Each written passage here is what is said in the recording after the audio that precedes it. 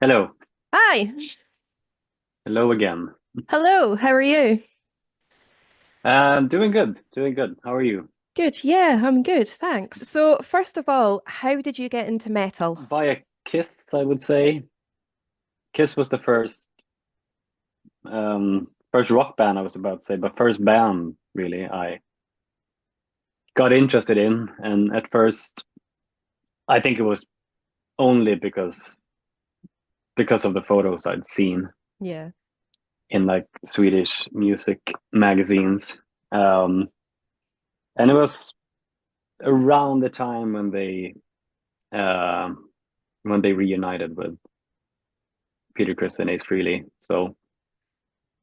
Um, so I was fairly young. I was around 5 or 6 when I started listening to Kiss, and then I didn't only listen to cool stuff, I guess after that. But when I was around 10, I started listening to Iron Maiden Yeah. for whatever I can't remember exactly the reason. I remember having an LP of Killers and of Dio's Green Needle when I was around 10.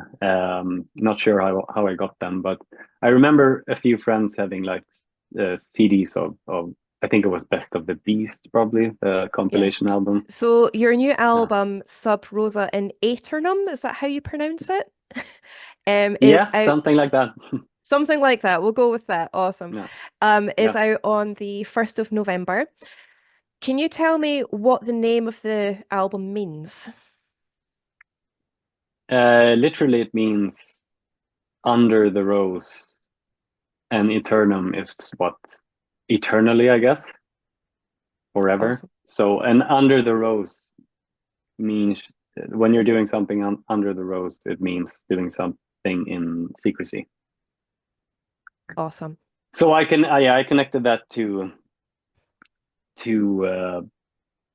Western esotericism and how it's always been secrecy has always been a big thing for Hmm. like the past 2000 plus years of Yeah. of its history. Whether or not it's actually secret is, I guess, another thing. But the just the idea of secrecy and like initiated groups, I guess. So it for us it just meant that tribulation esoteric forever. So, what was the writing and recording process like? Exciting, difficult, and inspiring. I'd say when we first started writing the album, we didn't know that Johannes was gonna sing with clean vocals Okay. on most of it. I was about to say, but on anything really, we talked about possibly using it in like a chorus or as with harmonies in the background or more of like a an additional instrument kind of thing. But then Johannes actually wrote the last song on the album, Poison Pages, Hmm. and showed the demo to us, and he was actually singing um, as he is on the album. So when we all landed in that, accepted that fact that this could be a way to move forward, it opened a lot of new doors, and we'd already begun writing the album before that.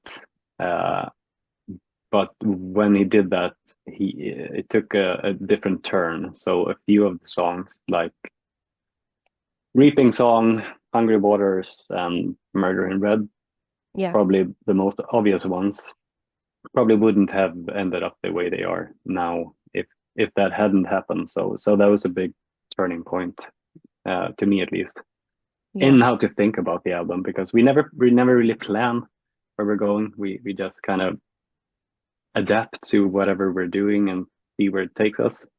Yeah. And we did it the way we usually do it, I guess, except for the fact that Johannes contributed with the Poison Pages song that I mentioned, and the Unrelenting Choir, the first one.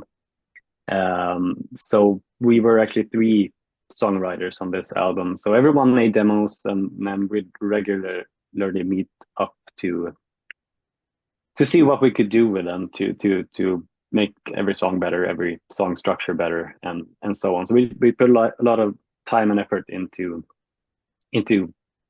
doing that meeting and working on it together. And the recording was fantastic, I'd say. Great studio, a studio called Ingrid Studio in central Stockholm. It's an old like dance band, as we call it in Sweden, dance band studio from the 70s, and that was a really big thing. It's still a big thing in Sweden, actually. Kind of forgotten, I guess, in the mainstream, but it's a huge thing still, the dance band movement.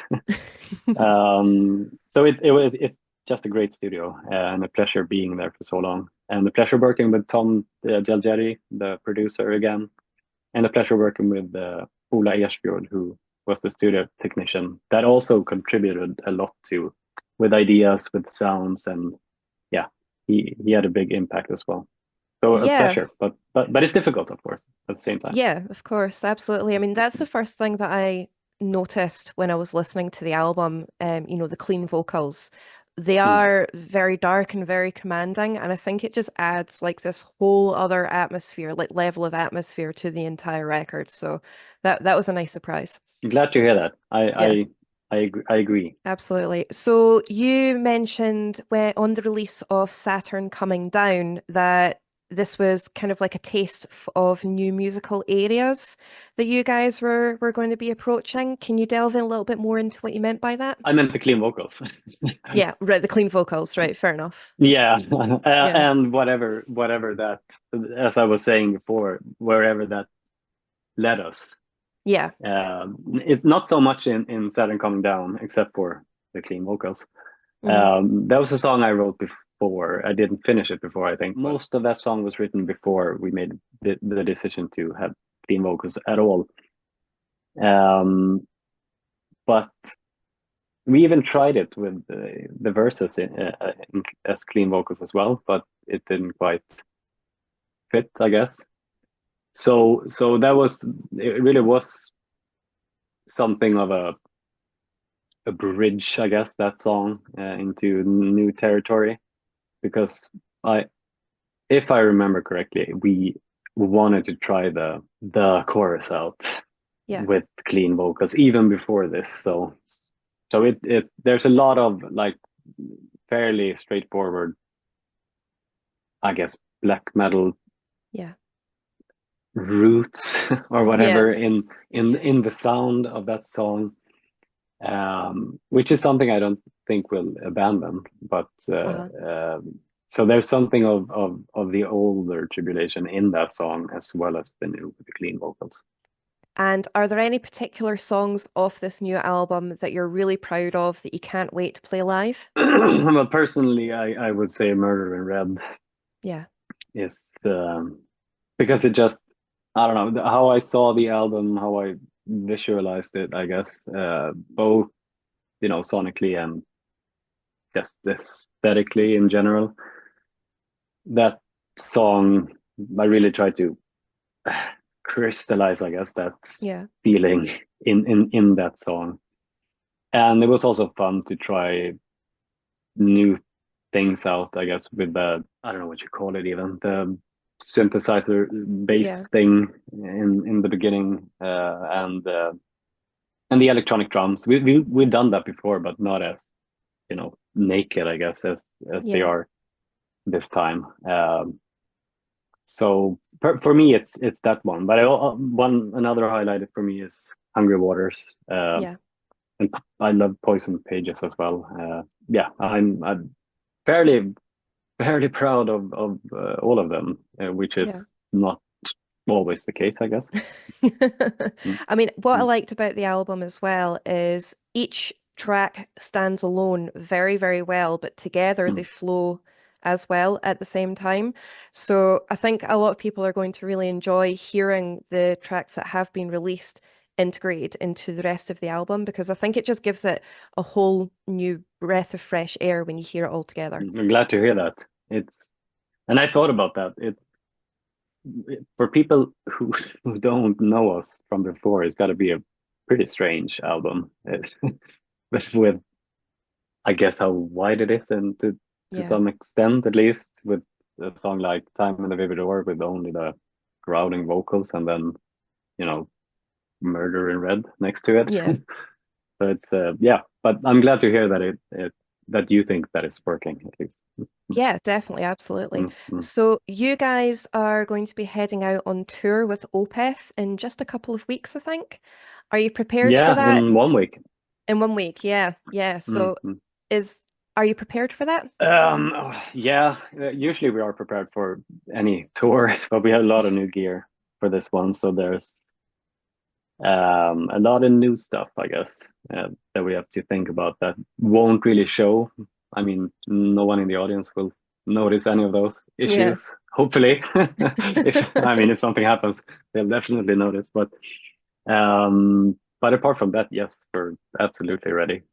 We haven't been touring we have been touring a little bit, but we haven't done it to the extent that we used to in a long time. So I'm very much looking forward to kicking this off, and we couldn't really have asked for a more fitting tour, I guess, than this one in the US with Opeth. I don't know actually. I've never been to an Opeth show, so I don't really know their audience, but I would imagine that many of them at least, can be fairly open-minded.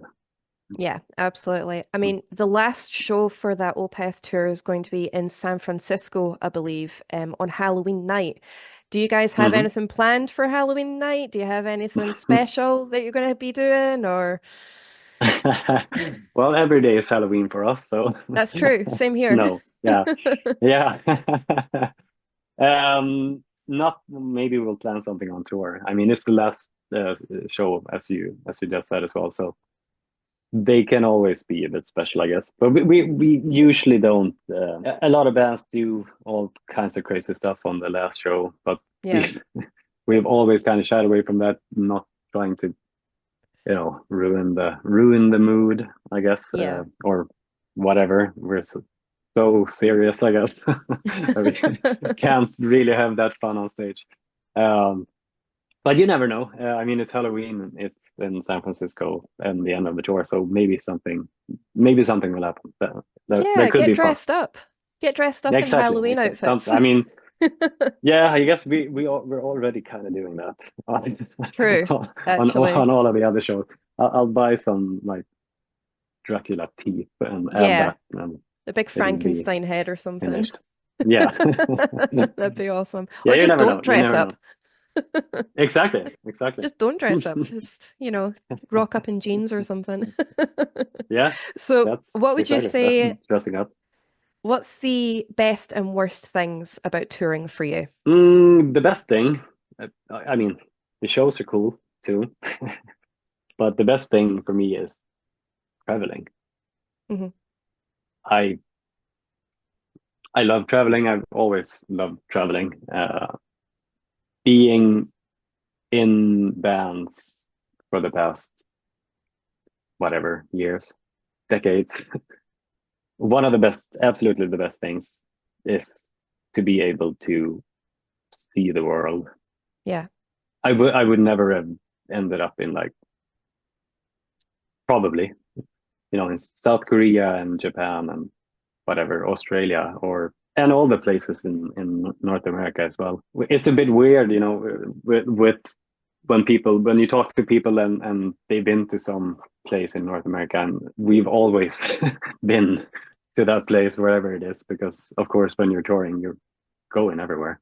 You Yeah. can't always see that much, I guess, but when you can, and we've become better at being tourists on tour as well. Yeah.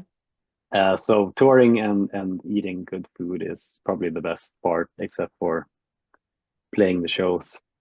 The worst part is just being away from family. Yeah.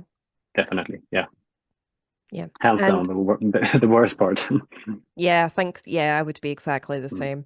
So, who would you say are your biggest influences? It's become somewhat of a difficult question. It's a lot easier to answer 10 years ago or more. Because since then we've kind of become our own thing that we don't necessarily have like, major inspiration from, any particular bands, but still, I guess it would still be like Iron Maiden, and Iron Maiden. That's that's Yeah, always Iron my Maiden. answer. But that's the thing. We have like a foundation of the sound. We know the limits of it, even though we're constantly trying to push them. Yeah. So we've kind of created a space where we know what to do, what works, and when while being in that space, you can just and inspiration from anywhere. I can say another big inspiration that's always been a big inspiration. That's not a band, but it's just horror soundtracks. Yeah. Mostly, but not only. Mostly from Italy, but there's great stuff from anywhere really. So Awesome. So not a band, but various horror soundtracks. That's also a foundation of the sound and what we've always been inspired by for the music. Yeah, yeah. I mean, influences, they don't have to be bands. It could be art, it could be No. movies, it could be music, it could be absolutely anything. So that's pretty cool. Yeah, it mostly comes from music that is not necessarily metal nowadays, I would Yeah. say. And then we just bring it into the Tribulation world, I guess. Yeah. Awesome. Yeah. So last question. If you could put together your own dream festival of 5 different bands or artists, living or dead, who would you choose? Wow. That's difficult. It throws everybody off. Yeah, I can imagine. The Doors, probably. Cool. The Beatles, Iron Maiden, Dissection, and I don't know, Fabio Frizzi, maybe. Cool. Or like Mayhem with Dead on vocals. That That'd would be be cool cool. as well. Yeah, Yeah. that'd be really cool. Something Awesome. something like that. If you ask me tomorrow, I'll say 5 different bands, I'm sure. Oh yeah, for sure. Absolutely. Absolutely. I love asking that question because it really gets you thinking and you get a lot of really cool combinations of bands and stuff. Like I Yeah. wouldn't ever I mean, like the Beatles and Iron Maiden. It's amazing. yeah. I mean, I could have said Queen, whatever. It would Michael Jackson would have been awesome. Yeah, You know, that'd be awesome. yeah, could be anything. Awesome. So Sub Rosa in Æternum, I'll Hmm. have to work on that pronunciation, is out 1st of November. Is there anything that you would like to say to the fans? Give it a chance, I guess, for people who could be skeptical. Uh, the songs are solid. Uh, so yeah, give it a chance. And also please do come out to the shows whenever we announce more, and we will pretty soon, I think. Yeah, that's pretty much it. Awesome. And I guess thank you for all the support so far. Awesome. Well, thank you so much Yeah, for joining me. It's appreciated. yeah, thank you. Thank you for having me. Okay.